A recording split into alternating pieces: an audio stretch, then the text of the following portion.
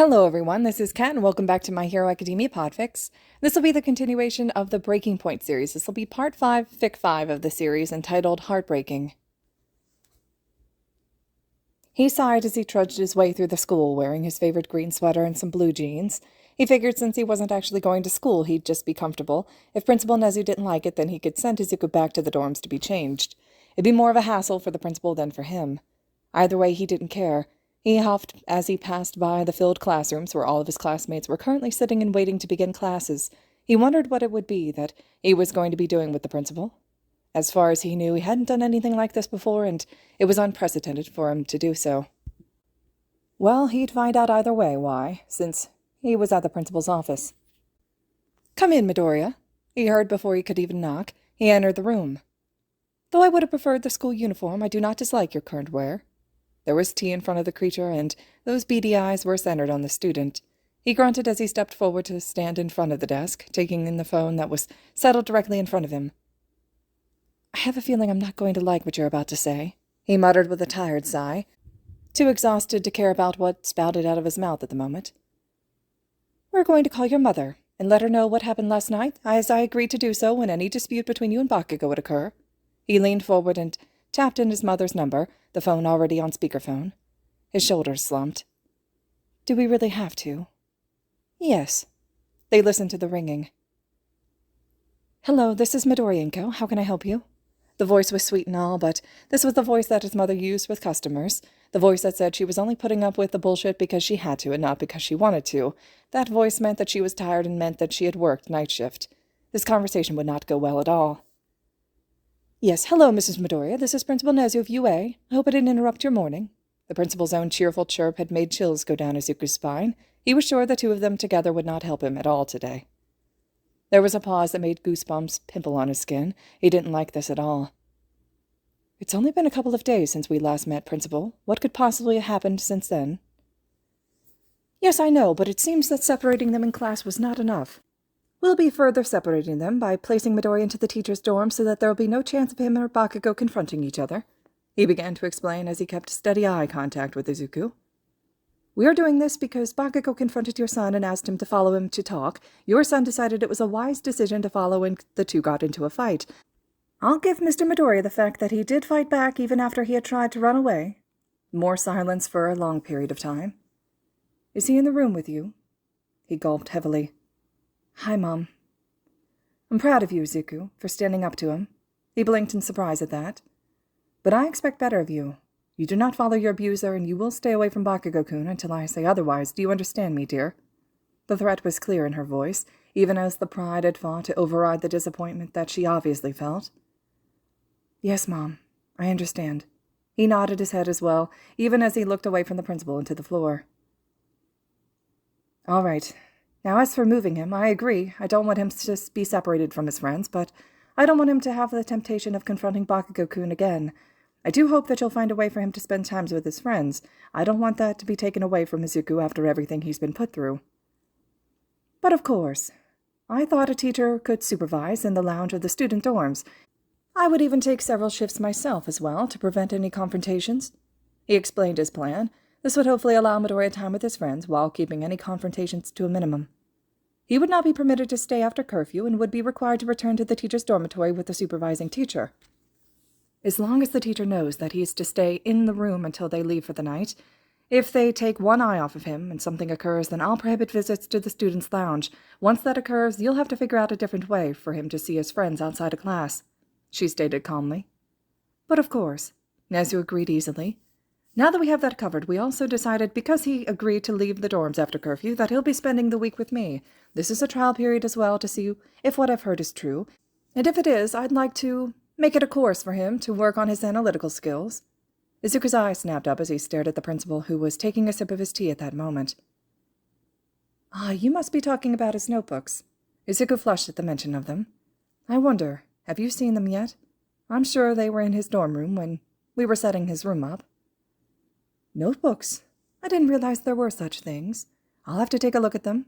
The principal raised a non-existent brow, watching the boy as his face had flushed full, and then began to go down his neck. "Ah, yes, you'll have to. Well, if that's all, then I'll let you go, Principal. Izuku, sweetheart, I love you, and I'm so proud of you, baby." Thanks, Mom, he whispered as tears misted over his eyes. I'll talk to you later. Okay, dear. Have a good day, Principal. You too, Mrs. Midoriya. With that, the line disconnected, and Izuku was left in the office with the principal. Now, what is it I hear about these notebooks? Izuku could only flush a deeper red than before as he tucked his head down. This is bullshit, Katsuki growled to himself as he glared at the piles of bags in front of him.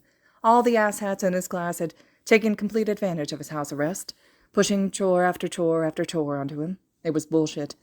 He also knew that he deserved it in the end. Either way, he still hated it, especially as this would mean he'd have to go out to the back where the trash cans were and then be right back in. He'd be trapped in the building the rest of the day until his meeting with the counselor, and then he'd return. All the other asshats were in class, and that fucking hobo and the shitty nerd were with the fucking rat. He hated being stuck in here. He sighed as he shook his head and picked up the trash bags. All right, one trip or die, he growled to himself as he began to walk through the dorm to the entrance. He'd have to walk around the entire building to get to the trash since the back had been locked, so he had to take the long way around to get to it. Of all the shitty things, he grumbled as he got to the front entrance, only to come to a stop when Ectoplasm and All Might walked through the door. Ah, young Bakugo, I see you were hard at work. The blonde smiled down at the younger one. Don't mind us, we've just got to take care of some business here. Whatever, he grunted as he pulled the bags up and walked out. It didn't matter if the teachers were doing something, it was none of his business. With that in mind, he kept moving toward the garbage, tossing them into the dumpsters. All this bullshit. Well, if you stayed out of trouble, you wouldn't be stuck as you are. He looked at the wall just above the dumpsters and came face to face with a face? What the fuck? Explosions burst from his fist as he leapt back. Oh, sorry for startling you. The eyes blinked as the head had tilted in the wall. The fuck you did, you creepy-ass doll face? Man, he wanted to slam his fist into the wall and exploded, but he knew that would be going against his counseling, so instead, he clenched them and he let them smoke instead. The fuck are you doing in the shitty wall? Shouldn't you be in fucking classes? Yeah, see, I just got back from my internship, the guy explained with a bright smile. I saw you and you looked upset, so I thought I'd try to cheer you up, but it seems like that's just how you look in general. The creepy doll eyes had winked at him before disappearing. Well, better get back to work before you get in more trouble. Son of a bitch! He snarled before turning away and stomping off. He didn't know what that creepy doll eyes wanted with him, aside from annoying him, obviously, but fuck, it was weird. Whatever, fucking doll eyes, he grumbled as he shoved his hands into his pockets and returned to the front and moved to walk through the doors, only to step aside as he kept a hold of the door that Ectoplasm and his clones were walking out through, boxes loaded up in their arms. The hell is going on? It took another 5 clones to exit the building before All Might left behind, carrying nothing. Well then, young Bakugo, please return inside. I don't want you to get in trouble for being out of the dorm too long. He sent a smile at the boy and reached over, ruffling the hair gently. Knock it off, All Might. The blonde quickly knocked the hand away, scowling at the older man. I'm not shitty Deku, don't fucking treat me like him. He turned and walked back into the building, though his mind was wondering what exactly they removed from the building itself. Nothing in the common room seemed any different than before, same with the kitchen and the dining room. Why were they here? He looked around the place, the areas that had the ability to be looked into, but found nothing different. What did they remove? To be fair, he had known he was to be moved out of the dorms and moved into the teacher's building, but he hadn't actually thought it would happen. But he was looking at his room set up like it had been in the students' dorms, but only in the teacher's dorms instead, though he had to admit that he was going to enjoy his personal living room with the small kitchenette that was in there as well. What made it even weirder was the fact that he was sat between Aizawa-sensei's and All Might's rooms. He sighed as he settled on his bed, laptop on his lap, going over material that Nezu had sent him. Material on analyzation and planning around different types of quirks. There were also quizzes and tests that the principal wanted him to go over and send back, something about analyzing Izuku's own abilities and capabilities on the mental plane. The principal had even asked him to hand all of his notebooks over, requesting that he give them to Aizawa-sensei when he got to the teacher's dorms. The man would then bring the notebooks to him. He didn't understand why he couldn't just bring them to the principal himself, seeing as he was the one to see the creature every day for the next week. He could bring them with him the next day, even just to hand them over to the other. Only he knew that Aizawa-sensei would be there to pick them up soon. The man had to deal with his class, but he would be there soon as well. He sighed and looked over to where the notebooks were sat on one of his shelves, all 15 of them, 2 having been made during his time here at UA. He wasn't sure if he wanted the principal to actually see his notes. No one but his mother and Bakugo had ever seen them, and really, he'd made sure no one else had. Though he admits that having rewrote all of them in code, it had taken much of his time while in the dorms, hanging out with his friends in his room. It also helped that he had most of them coded, and older ones had been destroyed and all their ashes were flushed. It had hurt him, but he had done it to try and protect those he had written about, especially his classmates. Though he knew that only 2 others had read them, he had felt that the others could get their hands on them and use them. The League could have gotten the notebooks. He grimaced at that thought before shaking his head. He had fixed the problem, and since there were only 3 others that knew his code, well, he figured that it was all safe in the end, especially since it would take someone of really great creativity to figure out his code. He smirked at the thought of someone looking at his code now, especially without knowing what it all meant. A knock on his door brought his attention from his laptop, and the second quiz he had finished. 1 second!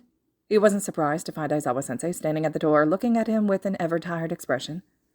"Hello, Sensei. I'm assuming Nezu sent you to get my notebooks." He turned and walked over to the bookshelf. "Problem child, what would Nezu want with these notebooks? I know you wrote about your classmates, but I couldn't read it." He remembered looking at the page of Todoroki, the pages of other students that he'd created.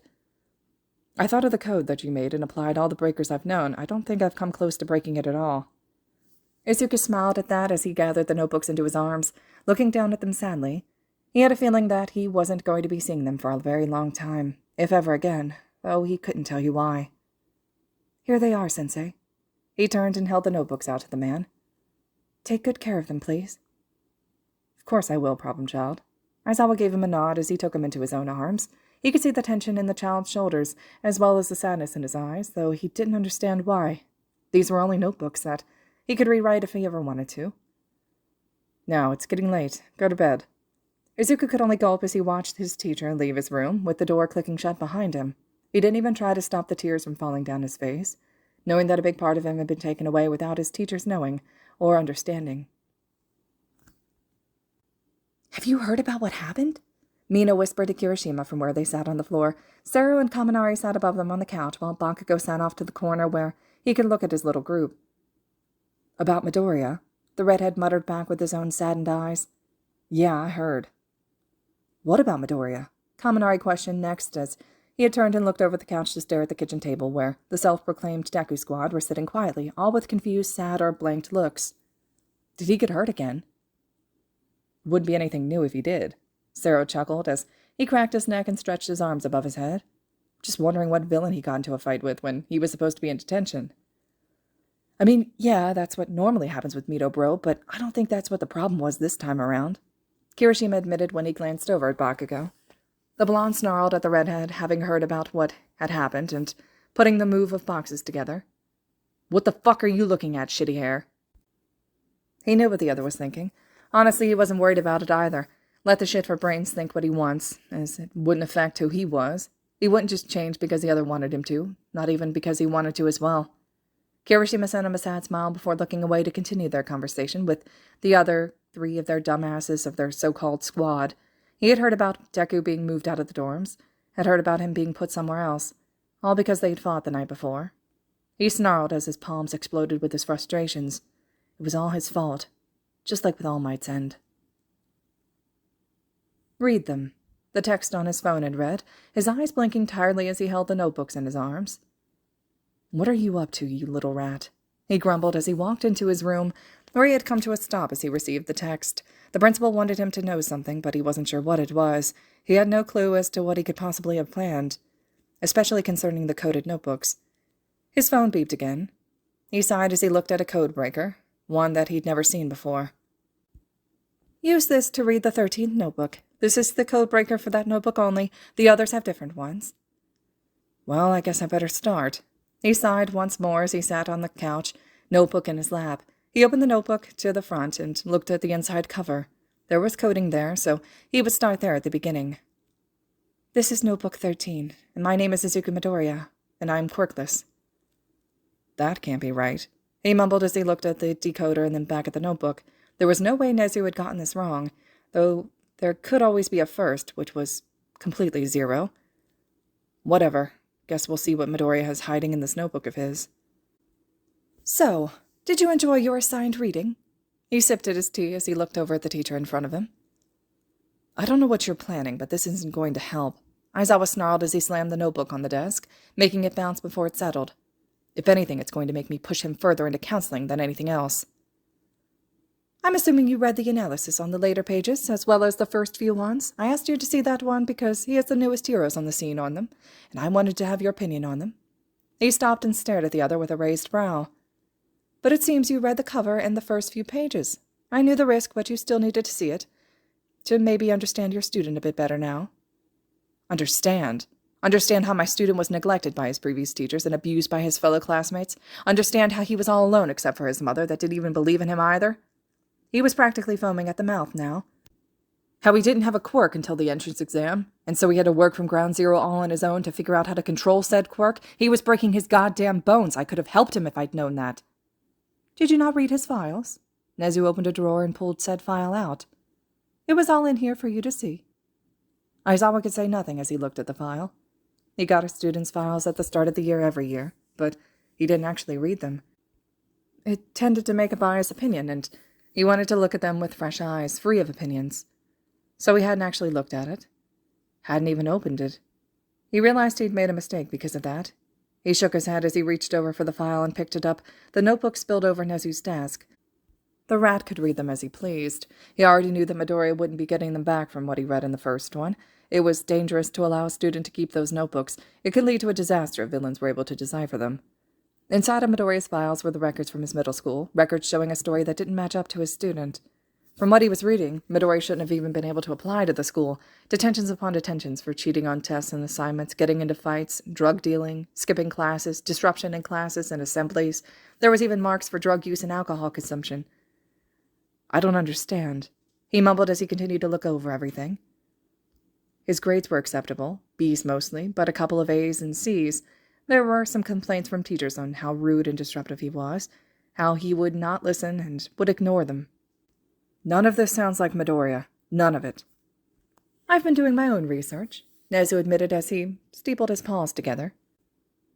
"I was curious about why a boy with such a horrendous file would even bother applying to UA when he should have known that he'd be ignored. That was true as well. UA's screening process was harsh and allowed no exception to pass through their doors. You had to have a spotless record with an acceptable grade point average, if not higher." "How was he accepted into the school?" Nezu met the other's eyes with his own and he smirked. "The school board normally has the last say on who's allowed in, but in this case, I had an exemplary hero give a glowing recommendation. I would have opened up a spot for him, but because of his records, he had to go through the general application process and exams." A hero recommended him. Even with a recommendation, with his records and the state they were in, he would have had to have been rejected and denied from taking any exams. It had to have been a hero high up in standing for the boy to be allowed. What hero? "Come now, Aizawa. You are smart, can't you put the pieces together?" God, he hated it when the rat wanted him to think, to be smart, and expect so much from him. It was annoying and tiring. But to be fair, this one was easy to figure out, mostly because All Might couldn't hide how much he cared for the problem child, especially when he was secretly training the boy. Honestly, this is getting ridiculous. He ran a hand over his face before looking at the files. Even still, none of this can be true. The problem child isn't any of this. The principal pushed a cup of coffee toward his employee. "I agree, even just from the one session I've had with the boy.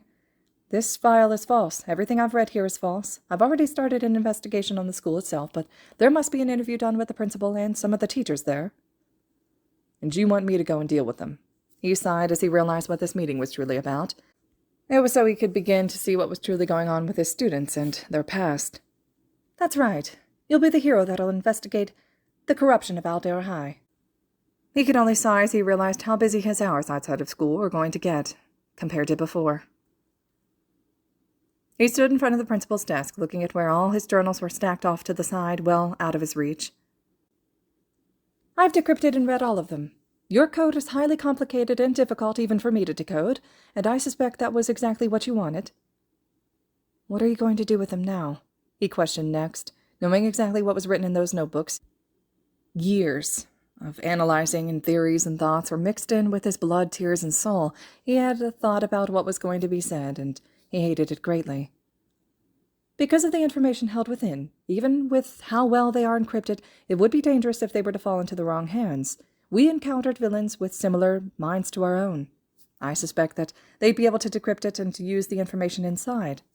He met the teen's eyes, watching as they darkened with a sorrow that only an artist at the loss of their own beloved work could experience. You'll be keeping them here, right? He questioned as one of his hands had twitched, as if wanting to reach out and clutch the notebooks to himself. Am I ever going to get them back? Eventually, once you are strong enough to protect them or have a secured location to hide them. Until then, I'll be keeping them with me in my own domain. He gave a gentle smile toward the child as he pushed a cup of tea towards him. But fear not, I will not keep them from you. If you ever wish to see them, all you need to do is let me know, and I'll allow you in to see them here, in the office with me. That way we know that no one will be taking them and using the information inside. Yes, Principal, he agreed, only because there was nothing that he could do about it. His notebooks were a part of him, but he knew the danger that they possessed as well. That didn't mean that it hurt any less to leave them here in the possession of the principal, an individual that could decode his encryption, and so could protect them. I know this will hurt, but in time you'll understand why I've made this decision. But until you can understand, I am sorry I must remove them from your possession. He bowed his head shortly before taking in the tear tracks the child was crying. It felt like his heart was being ripped from his chest, the one thing that got him through all of his school career, writing about heroes and their abilities, trying to find a way for him to be a hero, even as he was quirkless, with no real power but the one that he had in his head, his mind. But those notebooks had all of him in it. His heart and soul and tears and blood and fears and dreams. They were a part of him that he leaned so heavily on to survive the hell that had been his life. Now he was losing them. So he couldn't and wouldn't stop the tears, not when a part of him had been ripped from him. He sighed as he looked at the file once more, wondering what he was going to do. He'd set up an appointment for the Aldera Middle School for the next day. He had a substitute set up to watch his classes as well, and he knows that everything would be fine with ectoplasm watching. Clones came in handy in these situations. But then he was also lucky that he wasn't going alone either. Hisashi was going as well, thankfully agreeing when he had asked.